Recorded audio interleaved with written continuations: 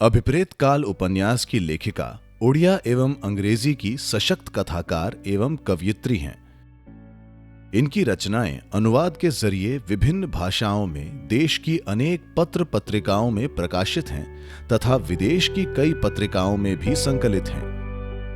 केंद्रीय साहित्य अकादमी पुरस्कार के अलावा इन्हें ओडिशा साहित्य अकादमी पुरस्कार से अलंकृत किया गया है। उपन्यास अभिप्रेत काल की कथा वस्तु में उन अचर्चित अख्यात लोगों जिनके धूल बराबर जल कण सदृश योगदान ने स्वतंत्रता संग्राम को शक्तिमंत बनाया होगा की अनालोचित जीवन यात्रा का वर्णन है। उन्हीं की जुबानी किताब की कुछ लाइनें सुनते हैं। दसंतिया अंधारुआ गली परी जगह थिला और सूर्यालोक प्राय पड़ू नथिला। केमिति गोटाए अस्वस्तिकर गंध भरी रहिथिला चारिआडे। जेतिकी माछी सेतिकी मशा डांस धुआलिया लगुथिला। पद्मपाणी को लागिला जेमिति तांकर श्वासरुद्ध होई जीव।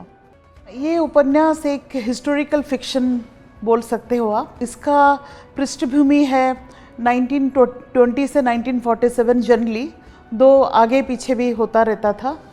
और ये जो उड़ीसा में ज़्यादा सारी भारत में वो जो स्वाधीनता के लिए सब लोग आंदोलन करते थे गांधी जी के बुलाए पे, उड़ीसा में भी इसका प्रभाव काफ़ी गंभीर से गया था।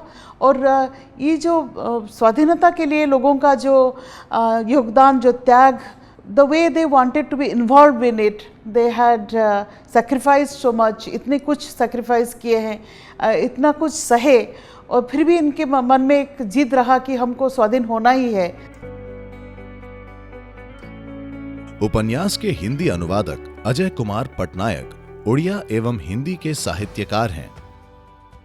इनकी हिंदी ओडिया उपन्यास साहित्य स्वतंत्रता पूर्व के हिंदी उपन्यासों का तुलनात्मक अध्ययन, उत्कल की श्रेष्ठ कहानियों समेत 33 पुस्तकें हिंदी भाषा में प्रकाशित हुई हैं। इन्हें केंद्रीय साहित्य अकादमी पुरस्कार, विश्व हिंदी सम्मान सहित 17 राष्ट्रीय एवं अंतर्राष्ट्रीय पुरस्कारों से अलंकृत किया गया है। उपन्यास के हिंदी अनुवाद में कथन शैली की कारीगरी, प्रस्तुतिकरण का कौशल और कल्पना की अकल्पनीय ऊंचाई हमारी स्मृति प्रवणता को पिघला देने में समर्थ है। आइए अजय कुमार पटनायक जी से अनुवाद की कुछ पंक्तियां सुनते हैं। अंग्रेजों के विरुद्ध हमारे खोरधा की पैदल सेना ने पहले विद्रोह किया था। शायद ऐसा संघबद्ध होकर युद्ध करना पहली बार उड़िया लोगों के द्वारा ही प्रारंभ हुआ था। पाइक और पैदल सेनाओं का राजा द्वारा मिली निष्कर जमीन पर विभिन्न प्रकार के कर लगा दिया अंग्रेजों ने। जमींदारों की जमींदारी का उच्छेद कर उन्हें गैर उड़िया लोगों के सुपुर्द कर दिया। सभी सारे रैयतों में असंतोष सुलग रहा था। गरीब से गरीब होते जा रहे थे पाइक और रैयत लोग। उनका कोई आत्मसम्मान नहीं था। बक्सी के आह्वान से वे लोग इकट्ठे हुए और अंग्रेज सरकार को भयंकर युद्ध का सामना करना पड़ा।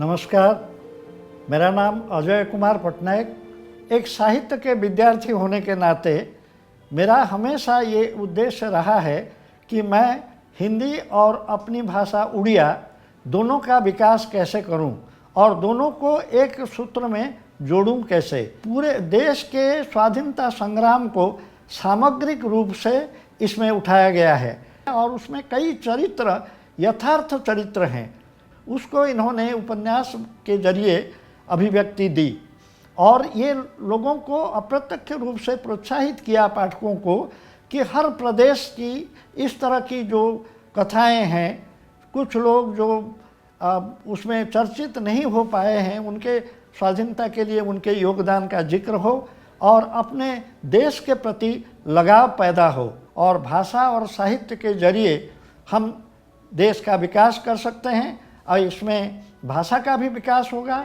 साहित्य का भी।